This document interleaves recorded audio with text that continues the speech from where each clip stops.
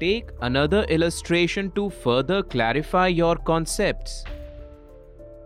There are 65 students in a class and rupees 3900 is distributed among them so that each boy get rupees 80 and each girl gets rupees 30.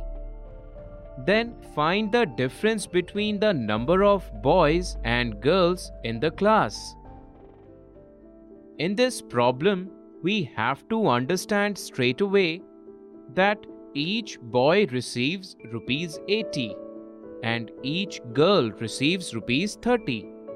Clear, Vidya? Going by the question, each boy receives rupees 80 and each girl receives rupees 30. Now, if the number of boys is equal to number of girls, then the average money received per student would be 80 plus 30 divided by 2, that is 110 by 2 or 55.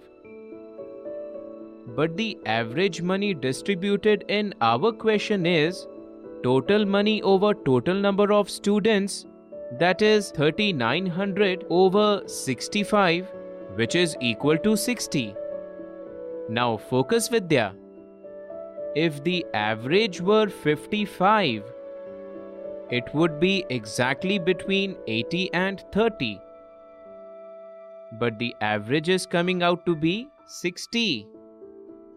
Clearly, there must be a larger number of boys in the class, since the given weighted mean, that is 60, is nearer to 80 compared to 30.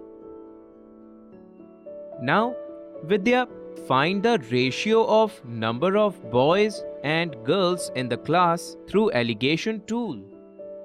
Baba, here B is equal to 80, G is equal to 30 and weighted mean is 60.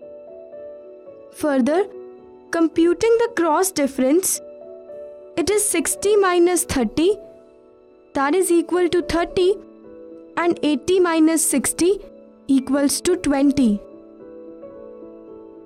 So it comes out to be 3:2. Exactly.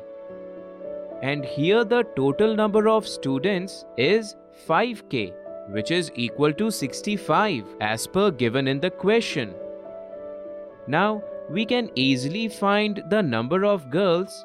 This will be 2 by 5 into total, that is 2 by 5 into 65, which is equal to 26. Similarly, can you find the number of boys, Vidya? Yes, Baba. The number of boys will be 3 by 5 of total, that is 3 by 5 of 65, which is equal to 39. Nice. And the difference is 13, of course. Now the concept is crystal clear to me. Thank you, Gyani Baba.